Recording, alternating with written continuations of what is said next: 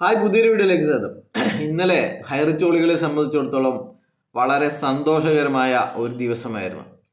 നിങ്ങൾക്കറിയാം, അവരുടെ ജാമ്യാപേക്ഷ മാറ്റിവെച്ചതോ അല്ലെങ്കിൽ നമ്മുടെ ED ഇവരുടെ പണ്ടത്തെ ചരിത്രമടക്കം എടുത്ത് 19 പേജുള്ള അഫിഡവിറ്റ് ആയിട്ട് ജഡ്ജിന് സമർപ്പിച്ചതോ ഒന്നല്ല ആ ഒരു സന്തോഷത്തിന് കാരണം.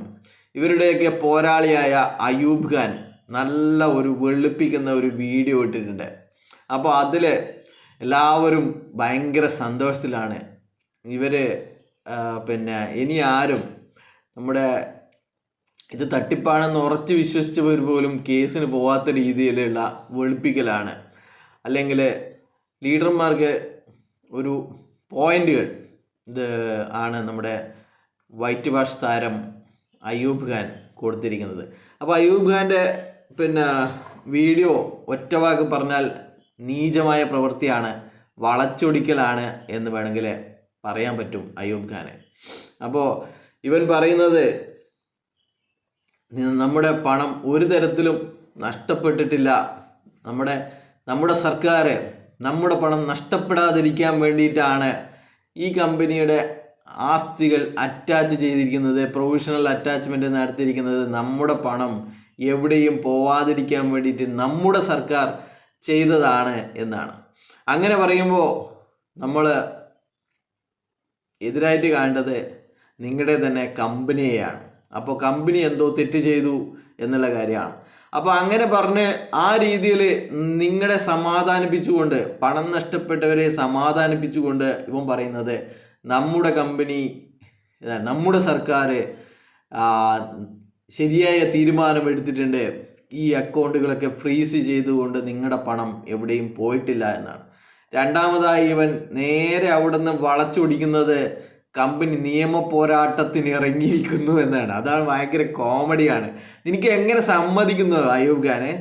ഇത്ര കോമഡിയല്ല നിനക്ക് ചിരിക്കാതെ പറയാൻ വേണ്ടിയിട്ട് നിനക്ക് എങ്ങനെ സാധിക്കുന്നത്? എന്ത് നിയമ പോരാട്ടമാണോ നീയൊക്കെ നടത്തിയിരിക്കുന്നത്? ബഡ്സ് ആക്ട് പ്രകാരം നിങ്ങളുടെ പ്രോപ്പർട്ടി അറ്റാച്ച് ചെയ്തിരിക്കുന്നത് നവംബർ 21-നാണ് 2023.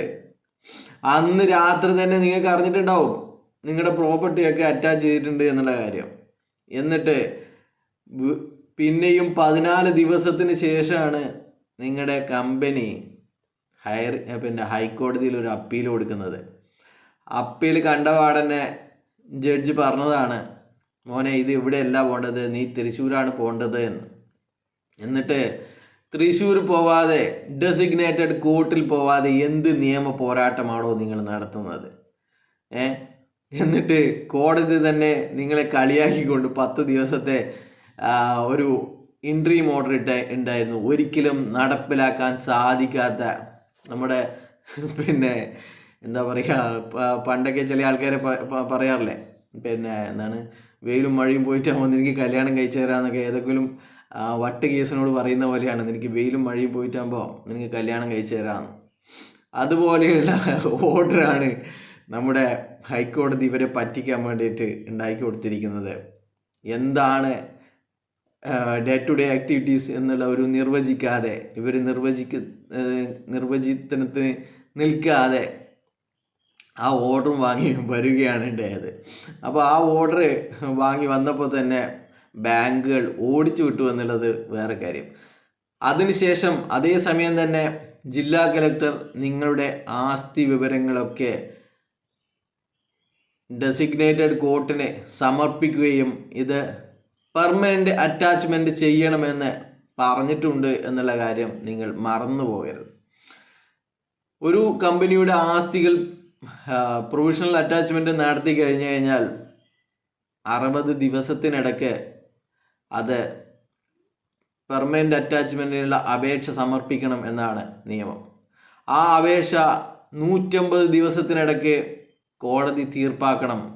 അതിൽ മാറ്റമുണ്ടെങ്കിൽ മാറ്റം വരുത്തണം, ക്യാൻസൽ ചെയ്യണമെങ്കിൽ ക്യാൻസൽ ചെയ്യണം എന്നുകൂടി ആ നിയമത്തിലുണ്ട്. ആ നിയമം ഈ പെർമനൻ്റ് അറ്റാച്ച്മെൻ്റ് ആകുന്ന സമയത്ത് ആരാണോ കമ്പനി, ആ കമ്പനിക്ക് ഒരു നോട്ടീസ് കൊടുക്കും, ഇതാ നിങ്ങളുടെ ഇത്രയും പ്രോപ്പർട്ടിയുടെ ലിസ്റ്റ് നമുക്ക് കിട്ടിയിട്ടുണ്ട്, ഇതിലെന്തെങ്കിലും പരാതി ഉണ്ടോ? നിങ്ങൾക്ക് പെർമനൻ്റ് അറ്റാച്ച്മെൻറ്റ് ചെയ്യുന്നതിന് അല്ലെങ്കിൽ ഈ പ്രോപ്പർട്ടി വിറ്റിട്ട് നിങ്ങൾ പറ്റിച്ചവർക്ക് പണം കൊടുക്കുന്നതിൽ നിങ്ങൾക്ക് എന്തെങ്കിലും വിരോധമുണ്ടോ എന്ന് ചോദിക്കാൻ വേണ്ടിയിട്ട് കോടതി ഒരു ലെറ്റർ അയക്കും. ആ ലെറ്ററിന് 30 ദിവസത്തിനിടയ്ക്ക് നിങ്ങൾ മറുപടി പറയണം. അങ്ങനെ പറഞ്ഞിട്ട് ഈ അപ്ലിക്കേഷൻ കിട്ടിയിട്ട് 150 ദിവസത്തിനിടയ്ക്ക് പെർമനൻ്റ് അറ്റാച്ച്മെൻറ്റ് നടത്തുകയും പ്രോപ്പർട്ടികൾ സെല്ല് ചെയ്തുകൊണ്ട് ഇതിൽ ഡെപ്പോസിറ്റ് ചെയ്തുള്ളവർക്ക് പണം കൊടുക്കണം എന്നുള്ള ഉത്തരവ് കോടതിയുടെ ഭാഗത്ത് നിന്ന് ഉണ്ടാവുകയും ചെയ്യും എന്നാണ് സെക്ഷൻ 15 പറയുന്നത്.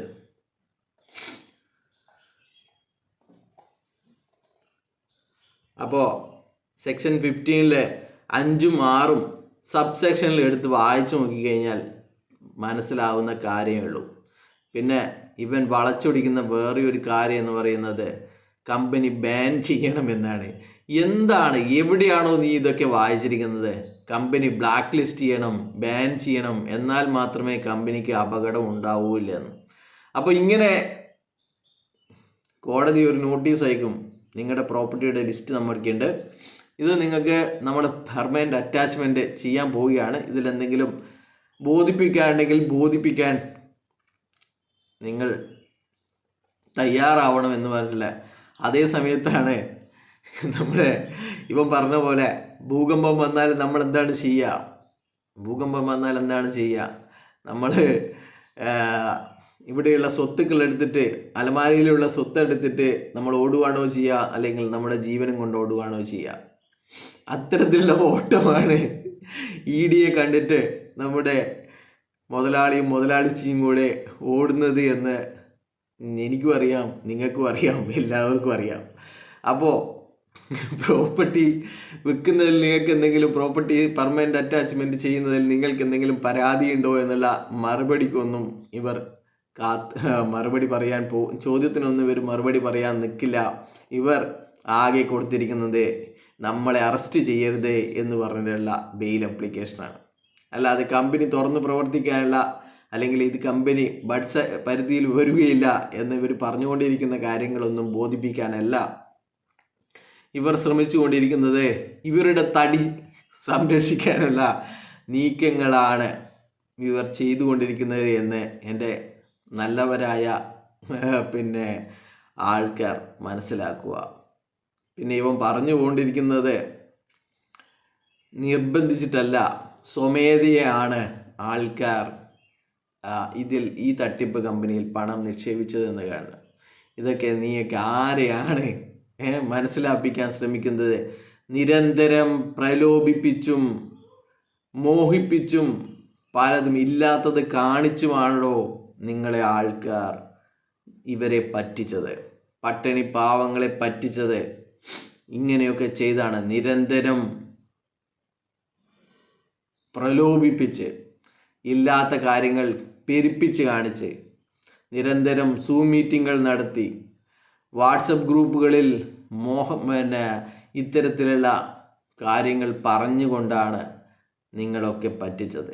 ഇതിൻ്റെയൊക്കെ വീഡിയോകളും എല്ലാം തന്നെ എല്ലാ അതോറിറ്റിയുടെയും കയ്യിലുണ്ട് എന്നുള്ളതാണ്. അപ്പോൾ ഇവരുടെ കമൻറ്റ് സെക്ഷനിലൊക്കെ ഇപ്പോൾ മുങ്ങി നടക്കുന്ന ആൾക്കാരെയൊക്കെ കാണണമെങ്കിൽ അയ്യൂബ് ഖാൻ്റെ കമൻറ്റ് സെക്ഷനിൽ ഒന്ന് ഓടിച്ച് നോക്കിയാൽ മതി. ഇപ്പോൾ നിങ്ങൾ ഫോൺ വിളിച്ചിട്ടും എടുക്കാത്ത, സ്വിച്ച് ഓഫ് ആയിക്കൊണ്ടിരിക്കുന്ന അല്ലെങ്കിൽ സ്വിച്ച് ഓഫ് ആയിരിക്കുന്ന ലീഡർമാരുടെയൊക്കെ നിര ഇദ്ദേഹത്തിൻ്റെ വീഡിയോയുടെ അടിയിൽ കാണാൻ പറ്റും. അപ്പോൾ എന്താണോ, നിനക്ക് വികലാംഗത്തോ വേറെ ഒന്നുമില്ലല്ലോ, അധ്വാനിച്ച് ജീവിച്ചൂടെ അയ്യൂബ് ഖാനെ? ചെറുപ്പക്കാരനല്ലേ, എങ്ങനെ പറ്റുന്നു നിനക്കൊക്കെ ഇതൊക്കെ? നയിച്ച് ജീവിക്കടോ, നയിച്ച് ജീവിക്ക്. ബൈ.